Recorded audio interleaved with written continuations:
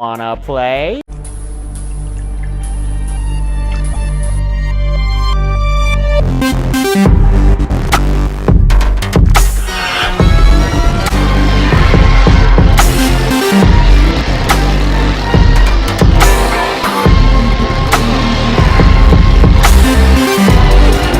Here's Johnny! I need a bigger boat. What's your favorite scary movie? We have such sights to show you. It's alive! It's alive! It's alive! Hi, I'm Chucky. Wanna play? Hey everybody, welcome back to Wanna Play. My name is James McKenna, and today we're doing yet another viewer requested video, and that video request comes from this comment right here, and they want to know what are my top 10 favorite home invasion horror movies. So what is a home invasion horror movie? Well, my definition of it, basically to kind of make this list easier to decide on, is somebody goes into somebody else's house with the intention of harm. And I also made the rule that it can't be like a demon. So like Hellraiser and The Exorcist, where obviously, yes, the homes are invaded, but they're invaded by like outside forces pretty much, like demons and the Cenobites and Pazuzu and stuff like The Omen and all that. I'm not counting those, I'm counting strictly the most realistic and basically human versus human home invasion films, where one human goes into another human's house with intention of harm. So, without any further ado, let's get straight into it.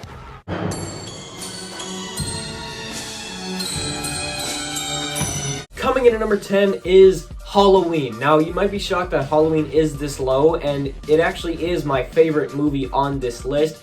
But the only reason why I put Halloween on here is basically to represent every slasher almost, because pretty much every slasher movie is a home invasion, like Halloween, Friday the 13th, The Burning, The Town That Dreaded Sundown. You know, like a normal guy, maybe deformed, maybe not, but comes in and invades a house or invades a town.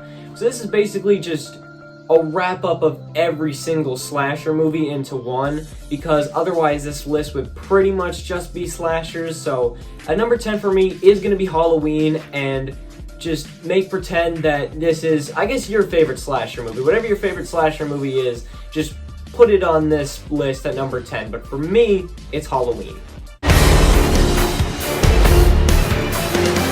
At number 9 is 2016's Hush. Hush is a very good and creative film because it's a home invasion starring only two main characters. Now, there are other characters that show up throughout the film, but mainly there are only two. There's this absolute psychopath, and he's stalking a deaf girl. So it makes for some really cool, interesting, and tension-filled scenes.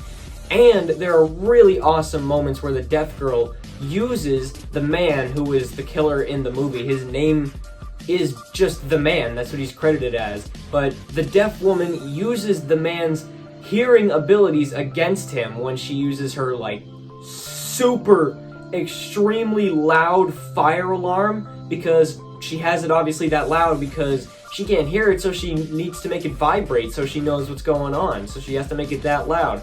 And she just uses her hearing against this guy to defeat him. And just some of the kills in this film are just so brutal. The one where the man is like just stuffing this girl over and over and over and over against the window in the kitchen. Oh my god. The kills in this movie are insane, and just the man himself is such an interesting character. I kind of wish we got a sequel to this movie because these two characters are very interesting, and I do think that this is one of the best home invasion films.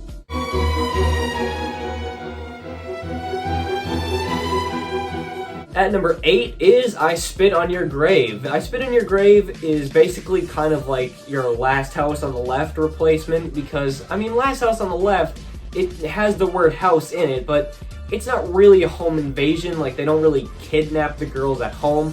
Whereas this one, the guys just show up, swarm this girl, like just surrounding her with their speedboat over and over and over, and eventually they like kidnap her, bring her out into the woods, sexually assault her, and just, oh my god, it is a brutal film. It's one of the most controversial films ever made because of its subject material, but my god, is it a memorable film that just sticks with you for so long after the credits.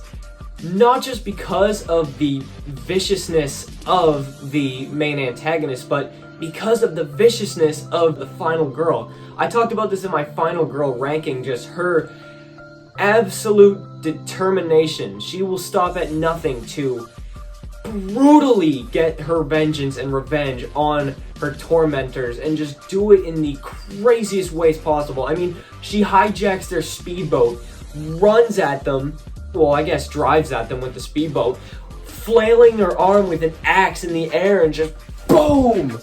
Right through the back. It is a crazy film, and I think it deserves a spot.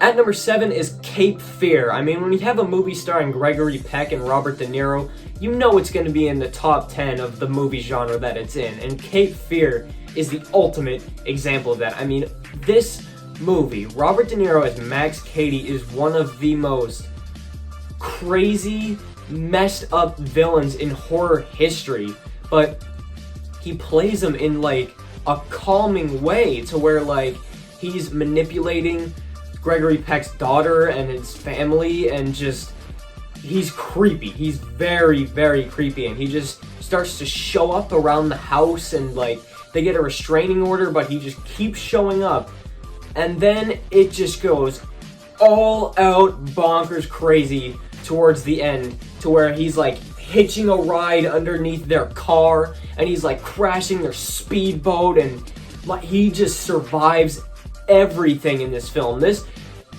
film is pretty much on this list because Max Cady is one of the greatest horror villains of all time. Just the strength and determination he has to get his revenge against this lawyer is unmatched, and I think it deserves a spot because of it.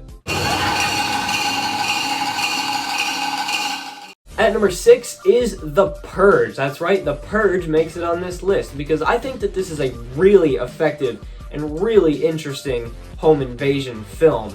Spoiler alert, when the neighbors come out in the end and reveal that they were also bad guys, it doesn't really make sense, their motivation, but the first group of purgers, like the big group and the polite purger standing at the door, and just the scenes of them actually breaking into the house and like really feeling the wrath of the Sandin family, and just how the Sandins, when it's time to fight, they do not mess around. I mean, sure, it doesn't really make too much sense, like some of their movements feels kind of all over the place and like a little bit too predictable at times, but still, just the main antagonist, this massive group of purgers going against this family of 5, and the family of 5 brutally and viciously murdering every single one of them to save the rest of each other, basically. Just the teamwork that this family does to kill all of these people on Purge night is just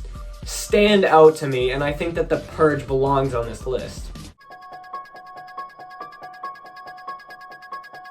At number 5 is actually going to be When a Stranger Calls Back. Now, I considered putting the original When a Stranger Calls on this list, but that's more of like a cop chase movie, whereas only the first and last scenes are a home invasion, whereas this is pretty much like the second and third act are all a home invasion film. Starting when, spoiler alert, one of the main characters of the film, Julia, just gets killed off. Like, you think that she's the final girl of the film, but no, she gets killed off in the second act by this ventriloquist guy who pretty much is just never given a name at all. He's just this really effective ventriloquist. Also, just seeing Carol Kane and Charles Durning return after like 20 years and just still being able to play their characters from the original film just absolutely perfectly, that really just also adds to this film. But personally, I think that the ventriloquist is a more effective villain than Kurt Duncan because you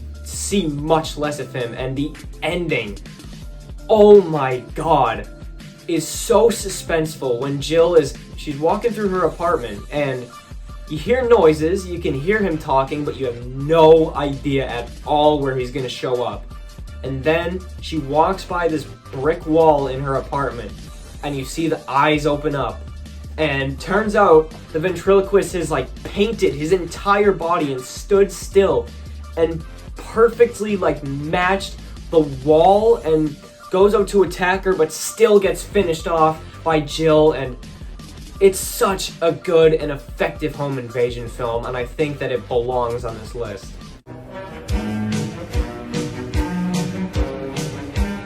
At number 4 is kind of a strange one because it's a reverse home invasion film, pretty much. The good characters, quote-unquote good characters, invade the home of the bad guy, or quote-unquote bad guy. That's Don't Breathe. Don't Breathe is one of the most effective movies that I have seen in recent memory. That's right, I've only seen this in maybe the last 2 weeks. I watched this film for the first time in preparation for part 2, and my god, just the premise of this film, that a bunch of thieves realize that, oh wait, there's this old blind veteran with hundreds of thousands of dollars just lying in his house. Like, he's an easy target. We can steal that money and then we can go up to California and just blow this pop stand like in Nightmare on Elm Street 5. Well, let's blow this pop stand! But it is such a great film because the blind man, who, much like some of the other characters, doesn't have a name. He's just the blind man. That's what he's credited as. He is so vicious. You don't really think that he's gonna do that much, but as soon as he grabs that kid by the neck and shoots him in the face, you know it is on, and he is not playing around. I won't spoil the rest of it just in case you haven't seen it and you're gonna watch it in preparation for part 2, but just know this film is most likely going to be regarded as a classic.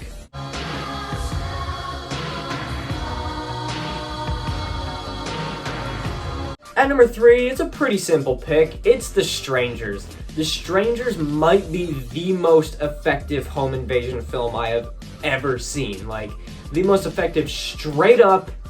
2 characters are in the house living together, and 3 masked villains just show up and terrorize them for an entire night. This is the most effective home invasion film I have ever seen. It is the scariest, most suspenseful, just the creepiest movie in the last 20 years, I'd say. Oh my god, just the sound design in this film and the way that the strangers act, how you barely ever see them, but whenever you do, it is effective as all hell. When that first male stranger, you see him in the background in a blurry kind of shot, that is one of the most jaw-dropping, oh no, they're screwed moments ever. And the ending, just how it all unfolds, is just something else. This film ends pretty much differently than all of the other films on this list. I won't spoil it just in case, but my god, this film's ending is really, for me, what solidifies this all the way up here at number 3. Yet my number 2 spot is the sequel, The Strangers Prey at Night. Yes, this film did go a more slasher route than the original film, but it is still a home invasion at heart. You have a family of 4 going up to visit their extended family, their aunt and uncle, I believe, in kind of a trailer park, and they have their own trailer, they're renting it out, and here come the strangers to ruin all the fun. The beginning of the movie opens with the strangers viciously murdering the aunt and uncle, and when Luke and Kinsey, who are the main characters of the film, come across it, that is a really effective scene. And just, this movie is filled with so many effective and memorable scenes. The mom's death in this film is really just such an effective death because the way the actors play their characters just so well, and just the poolside scene being possibly top 10 favorite scenes in horror history for me, and then Kinsey's revenge. All of this stuff just meshed together to make one of my favorite horror films of all time. possibly top 5 favorite horror sequels of all time. This is just one of my favorite horror movies, and I think it belongs on this list at number 2. But coming in at number 1 is Black Christmas. Now you might be thinking, wait, Black Christmas? Isn't that movie known for being the first slasher film? Well, yes, but if you think about it, this really could be interpreted more as a home invasion than as a slasher, because you have this normal, well, not normal, you guys, sick. I mean, oh my god. But at heart, a normal dude living in these people's attic, invading their home, and just killing them off one by one. Obviously, yes, it is a slasher, but as I said, it's kind of more of a home invasion film, and it's also, much like Black Christmas was one of the first slashers, it's also one of the first home invasion films. I mean, I can't really think or put my mind to another home invasion film that was made before this that is, I guess, as much of a stereotypical home invasion as this film. I shouldn't have to defend this film as a home invasion, because anybody who's seen this should realize, like, yeah, it's a slasher, but also it's a guy invading a home. The only time he ever leaves it is to kill a guy in the front yard. Okay, but why is it at number 1, you ask? Well, as I said, with The Strangers, it's the scariest and most effective horror movie I've seen in the last, 20 years. But Black Christmas has the creepiest ending, maybe of all time. That last shot of Claire with the bag over her head as it pulls out, and then you hear the phone ring again. That will give you nightmares. And because of that final scene, and also this movie, I guess, happening to be my favorite of all these films on this list, all those reasons combined makes Black Christmas my number 1 favorite home invasion film of all time. So thank you for watching my ranking on the top 10 greatest home invasion films of all time. Let me know what other top 10 lists you want to see me do in the comments down below. I have a whole bunch planned out. I can do top 10 horror performances, top 10 horror masks, 10 more of something, like if you want to see 10 more of the best horror theme songs, or 10 more of the best horror openings again, then request them in the comments down below. But until my next video, you can subscribe to this channel if you would like to, and you can also follow me on Instagram at JamesFromWannaPlay if you are interested. But until next time, thank you for watching this video, goodbye, and good night, bang!